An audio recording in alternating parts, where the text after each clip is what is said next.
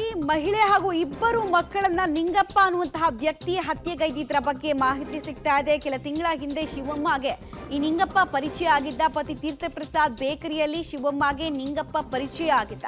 ಹೊಸ ವರ್ಷದಂದು ಮನೆಗೆ ಬಂದಿದ್ದ ಆರೋಪಿ ನಿಂಗಪ್ಪ ಮಹಿಳೆ ಹಾಗೂ ಇಬ್ಬರು ಮಕ್ಕಳನ್ನ ಹತ್ಯೆಗೈದಿದ್ದಾನೆ ಅನ್ನೋದು ತಿಳಿದು ಬರ್ತಾ ಇದೆ. ಹಣಕ್ಕಾಗಿ ಮಹಿಳೆ ಹಾಗೂ ಆಕೆಯ ಇಬ್ಬರು ಮಕ್ಕಳನ್ನ ಕೂಡ ಈತ ಕೊಂದು ಮುಗಿಸಿದ್ದಾನೆ. ಹಾಸನದಲ್ಲಿ ನಡೆದಂತಹ ತಾಯಿ ಮಕ್ಕಳ ಸಾವಿಗೆ ಬಿಗ್ ಟ್ವಿಸ್ಟ್ ಸಿಗ್ತಾ ಇದೆ. ಜನವರಿ 1ನೇ ತಾರೀಕು ನಡೆದಂತಹ ಘಟನೆಯನ್ನ ಪೊಲೀಸರು ಭೇದಿಸುವಲ್ಲಿ ಯಶಸ್ವಿಯಾಗಿದ್ದಾರೆ.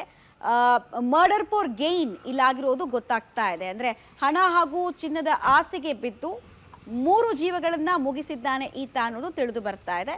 ನಿಂಗಪ್ಪ ಹಾಗೂ ಕೊಲೆಯಾದಂತಹ ಮಹಿಳೆಗೆ ಆತ್ಮೀಯತೆ ಬೆಳೆದಿತ್ತು. ಇದೇ ಸಲುಗೆಯನ್ನ ಆತ ತನ್ನ ದುರುದ್ದೇಶಕ್ಕೆ ಬಳಸ್ಕೊಂಡಿದ್ದು ಕೂಡ ಗೊತ್ತಾಗ್ತಾ ಇದೆ.